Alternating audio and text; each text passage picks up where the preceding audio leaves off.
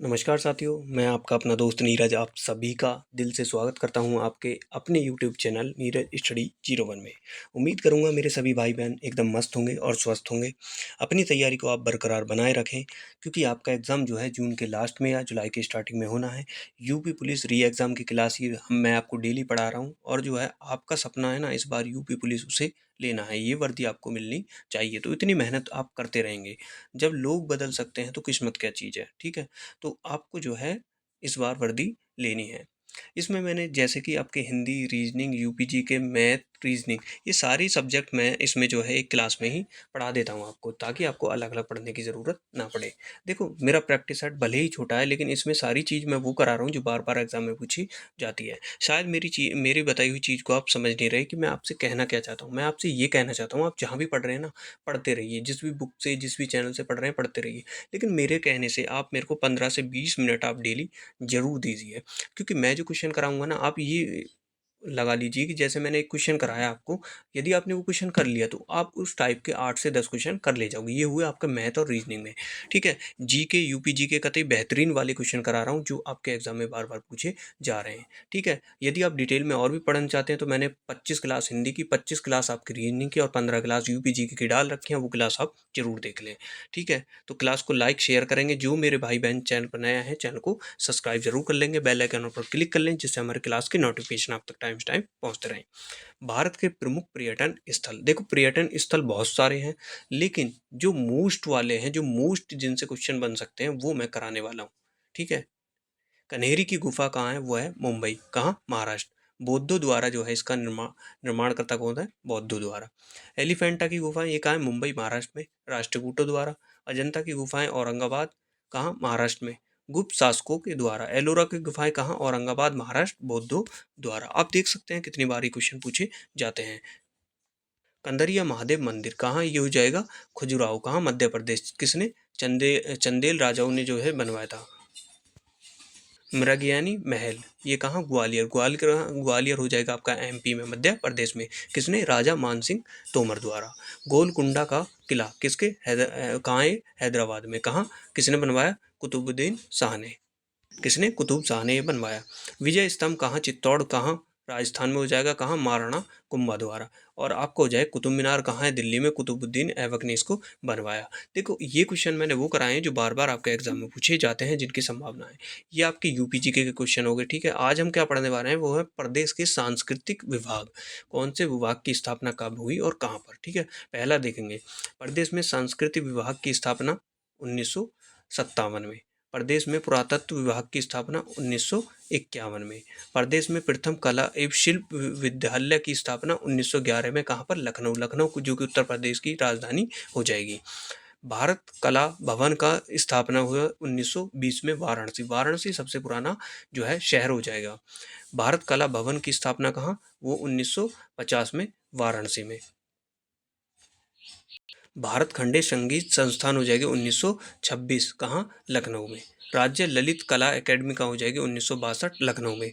राज्य संगीत नाट्य अकेडमी हो जाएगी 1963। ये भी कहाँ हो जाएगी? आपकी लखनऊ में हो जाएगी। चलेंगे नेक्स्ट क्वेश्चन पर। जो आपकी शिकायत रहती थी हमेशा कि भाई आप मैथ के क्वेश्चन नहीं कराते, मेरे भाई मैं मैथ के क्वेश्चन में पहले सेलेक्ट कर रहा था कि कहाँ से क्वेश्चन लेने हैं और क्या क्वेश्चन पूछे जाते हैं। जैसे ही आपका एग्जाम हुआ था अभी जो कैंसिल हो गया, उसमें मैंने देखा कौन-कौन से क्वेश्चन पूछे जाते हैं, किस-किस सिलेबस, जो आपका सिलेबस है वो क्या है। थोड़ा डिटेल में जाके मैंने क्वेश्चन जो है सिलेक्ट किए हैं और वही क्वेश्चन मैं आपको कराने वाला हूँ जो क्वेश्चन आपको एग्जाम में देखने को मिलेंगे। उम्मीद करूँगा आपको डिक्टो क्वेश्चन भी देखने को मिलेंगे और कुछ क्वेश्चन आपको ऐसे देखने को मिलेंगे जैसे आपने देखा डिजिट चेंज होगी लेकिन आप क्वेश्चन को कर जाओगे, ठीक है? तो मैं आपको बहुत ही आसान तरीके से चीज़ों को समझाऊँगा, पढ़ाऊँगा, बस आप अपना ध्यान यहीं पर बनाए रखेंगे। एक चीज़ बता दूं जो हर बार मैं आपसे बताता हूं कि आपका मेन फोकस जो होना चाहिए वो होना चाहिए आपका किस पे? रीजनिंग और हिंदी। ये आपका सिलेक्शन मेरे भाई कराएंगे, आपकी रीजनिंग और हिंदी। पढ़नी आपको सारी चीज़ें हैं, ठीक है, लेकिन रीजनिंग और हिंदी इस पे ज़्यादा फोकस रखेंगे। 7560 की एक धनराशि को ए बी सी के बीच इस प्रकार बांटा गया कि यदि उसके हिस्से में 400, 300, 260 कम कर दिए जाएँ तो उसके हिस्से का अनुपात जो है 4-2-5 हो जाता है। बी के हिस्से का मूल धनराशि कितनी होगी? ठीक है? तो बी के हिस्से के बहुत साधारण क्वेश्चन है, मूल धनराशि आपको बतानी है। धनराशि कितनी है? वो है 7560, ठीक है?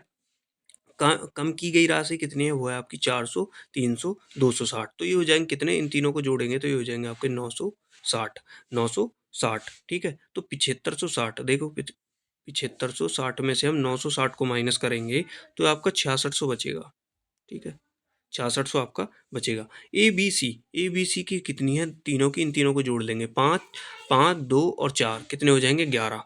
ठीक है, कितने हो जाएंगे आपके, 11 हो जाएंगे। ठीक है, ये हो जाएगा आपका 11, कितने, 11। तो बी का हिस्सा निकालना है, अब हमें बी का हिस्सा पूछा है, बी बराबर हो जाएंगे कितने, 6600 और कितने बटे 11 गुणा 2। बी का हिस्सा कितना है, वो है 2, जो कि आपको क्वेश्चन में दिया गया है। ठीक है, तो कितना होगा, 11 छंग 66। ठीक है, ये गया 600 पर, कितने पर, 600 पर, और 6 दूनी 12, ये कितना हो गया, ये हो गया कितना, 1200। 1200 और रुपए कितने हैं, वो है 300। बी का हिस्सा कितना है, 300 प्लस 300 करेंगे इसमें तो ये हो जाएंगे 1500। तो बी का हिस्सा आपका हो जाएगा 1500, कितना, 1500। ऑप्शन नंबर डी आपका राइट आंसर हो जाएगा। देख सकते हैं क्वेश्चन आपको पूछा गया है ये भी।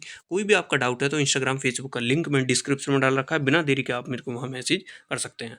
18,236 की राशि को ए बी सी के बीच में इस प्रकार विभाजित किया गया कि ए और बी के हिस्से का अनुपात 4:7, बी सी के हिस्से का अनुपात 5:6 है। ए और सी के हिस्से के बीच कितना अंतर है। ठीक है, क्वेश्चन को समझो, आपको बताना है अंतर। ठीक है, आपको क्या बताना है, आपको बताना है अंतर, कि इनके बीच जो अंतर है वो कितना है। ठीक है, तो करेंगे, देखो इसको क्या करेंगे, करेंगे देखो, ए बी और सी। ए बी का अनुपात कितना आपको, 4:7, 4:7। बी सी का अनुपात 5:6, 5:6। तो हम यहाँ क्या कर लिखेंगे, यहाँ हम 7 ही लिख लेंगे, जो हमारी संख्या यहाँ दी होगी वही वहीं करेंगे। यहाँ लिख लेंगे हम 5, क्योंकि हमें यहाँ 5 दिया हुआ है इसकी साइड में। अब करेंगे देखो, 5 चौका 20, 20 हो गया किसका, ए का अनुपात। अब चलेंगे 7 पंजे 35, 35 हो गया बी का, 35 बी का, और 7 छंग 42, 42 हो गया सी का। ठीक है, ए का हो गया आपका 20, और जो है बी का आपका 35 और सी का 42। इन सबको जोड़ेंगे तो आएगा हमारा 97, मतलब 97 हमारा आ जाएगा। कुल राशि कितनी दी हुई है आपको, वो है 18,236 बटे 18,236 बटे कितना आपका, 97। इससे इसमें भाग करेंगे 97, तो ये बचेगा 188 आपका। ठीक है, यहाँ तक चीज़ें समझ में आई होंगी, कितना बचा, 188। अब आपको बताए ए और सी के बीच अंतर क्या होगा। ए बी और सी के बीच अंतर कितना, ए कितना आया था हमारा, वो आया था 20, और सी कितना आया, 42। ठीक है, 42 में से 20 जाएंगे तो कितने बचेंगे, 22। ठीक है, 22, 22 की गुणा करेंगे हम 100 इसमें 88 में, जो हमारा आया है 188। तो कितना आ जाएगा, 22 की गुणा जब 188 में करेंगे, ये आएगा 4136, 4136 रुपये। 4136 रुपये आपको ऑप्शन नंबर डी में दिया हुआ है, देख सकते हैं। ठीक है, चलेंगे नेक्स्ट क्वेश्चन पर। ये आ गया, एक निश्चित धनराशि जो कि रुपए में ए बी सी में इस प्रकार बांटी जाती है कि ए और बी के हिस्से का अनुपात इतना है, बी और सी के हिस्से का अनुपात इतना है, बी का हिस्सा इतना है, तो वह धनराशि ज्ञात करो। ठीक है, क्वेश्चन बस बिल्कुल ऐसा ही है, आपको जो है हिस्सा बताना है। ठीक है, चलेंगे, अब फिर से लिखेंगे ए बी और सी। ठीक है, ए बी और सी। ए बी का अनुपात कितना है, वो है 3:5। बी सी का अनुपात कितना है, 2:7, 2:7। तो यहाँ हम 5 ही लिख लेंगे, जैसा कि मैंने बताया, इसकी साइड वाला लिखते हैं, यहाँ 2 ही लिख लेंगे। ठीक है, ये हो जाएगा 3 दूनी 6, ए का अनुपात हो जाएगा 6, और 5 दूना 10, और 7 पंजे 35। ठीक है, ये आगे सबके अनुपात, इन तीनों को हम जोड़ेंगे, 6, 10, 35 को जोड़ेंगे तो ये आ जाएगा आपका 51, मतलब 51। 51 आ जाएगा आपका, कितना, 51 जो है आपका आ जाएगा। अब बताना है बी का आपको, क्या है, ये रहा देखो, बी का हिस्सा कितना है, 3500। बी का हिस्सा कितना है, 3500। बी का मान कितना है, मी का मान कितना देखा है, 10। तो 10 बराबर कितने का हो जाएगा, वो हो जाएगा किसके, 3500 के। तो एक जीरो खत्म हो जाएगी, तो एक का मान आ जाएगा आपका, एक का मान आपका आ जाएगा, एक का मान 350 आ जाएगा, गुणा कितना, 51। टोटल कितने हैं तीनों, वो हैं 51। 350 की गुणा 51 में करेंगे तो वो आएगा 17,850, 17,850, 17,850। ऑप्शन बी आपका राइट आंसर हो जाएगा। नेक्स्ट क्वेश्चन जो कि आपका, जिसको इंतजार रहता है हमेशा, हिंदी आपकी, हिंदी के क्वेश्चन आपके सामने आ चुके हैं। फटाफट से, जिन लोगों ने अभी क्लास को लाइक नहीं किया, मेरे प्यारे बच्चों, क्लास को लाइक करेंगे, क्लास को शेयर करेंगे। आपके लिए मैं बैठा हूँ भाई, मैं मेहनत करता हूँ, मेहनत आपसे करवा रहा हूँ, ठीक है? और ज़्यादा मेहनत नहीं, वो क्वेश्चन करवा रहा हूँ जो आपके एग्ज़ाम में पूछे जाते हैं, जो आपके लिए ज़रूरी हैं। यदि आप ये चीज़ें सीख लेते हैं तो आप और चीज़ें निकाल जाओगे। ये नहीं कि आप खुद सपोज़ करो आपने 50-60 क्वेश्चन पढ़ लिए, उनमें कोई समझ में नहीं आ रहा आपके में, या फिर वो चीज़ पूछी ही नहीं जा रही, तो उसका क्या फ़ायदा? लेकिन मैं आपको यहाँ क्वेश्चन कम करा रहा हूँ, कम क्वेश्चन करा रहा हूँ, लेकिन क्वेश्चन वो को छाँट-छाँट के लिए करा रहा हूँ जो बार-बार एग्ज़ाम में पूछे जा रहे हैं, ठीक है? या वो क्वेश्चन जो आपकी डिजिट चेंज होंगी लेकिन क्वेश्चन वही होगा, पैटर्न चीज़ सारी चीज़ वही होगी, तो आप क्वेश्चन करके निकल जाओगे। निम्नलिखित में से कौन-सा वाक्य कर्म वाच्य का उदाहरण है? देखो, आपको कर्म वाच्य का उदाहरण बताना है जिसमें आपका कोई कर्म हो रहा है। आप देख सकते हैं सीधा-सीधा आपका किसमें कर्म हो रहा है। ऑप्शन नंबर ए में आपका कर्म हो रहा है शीला से पढ़ा नहीं जाता। पढ़ना कर्म होता है, हँसना कोई कर्म होता है, चलना कोई कर्म होता है, हिलना कोई कर्म होता है, नहीं होता। तो ऑप्शन ए। नेक्स्ट, भाववाच्य छाँटिए। आपको बताना है क्वेश्चन में भाववाच्य, ठीक है? भाव वो होता है जिसमें एक दया सी आती है, जिससे मतलब काम नहीं हो पा रहा, ठीक है? वो होती है दया। दादाजी के द्वारा अनिल को डाँटा गया, नहीं, बिल्कुल नहीं। तोता से उड़ा नहीं जाता, मतलब यहाँ एक दया प्रकट हो रही है कि उससे बेचारे से उड़ा नहीं जाता। तो ऑप्शन 20 का राइट आंसर हो जाएगा।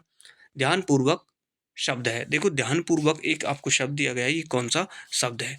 कौन-सा शब्द है? परिणामवाचक है, कालवाचक है, आपको बताना है, ठीक है? ध्यान से पढ़ो। स्थानवाचक है या आपका रीतिवाचक है। तो कौन-सा हो जाएगा? ये रीतिवाचक क्रिया विशेषण आपका हो जाएगा, ठीक है? कौन-सा? रीतिवाचक। बहुत बार एग्ज़ाम में पूछा जाता है, डिक्टो पूछ लिया जाता है, ये क्वेश्चन आप रट लें। मानव भावों को प्रकट करने वाले अविकारी शब्द जिनका वाक्य से कोई संबंध नहीं रहता कहलाते हैं, ठीक है? कौन से? मनोभावों को प्रकट करने वाले अविकारी शब्द जिनका वाक्य से कोई संबंध नहीं होता, वो क्या कहलाते हैं? तो आपको ये बताना है कि वो आखिर कहलाते क्या हैं, उनको हम कहते क्या हैं साधारण भाषा में? ये है क्वेश्चन, उनको कहते क्या हैं? वो हैं विस्मय बोधक अव्यय। विस्मय बोधक अव्यय ऑप्शन नंबर सी आपका राइट आंसर हो जाएगा। तो उम्मीद करूंगा आप सभी ने क्लास को लाइक किया होगा, शेयर किया होगा। धन्यवाद।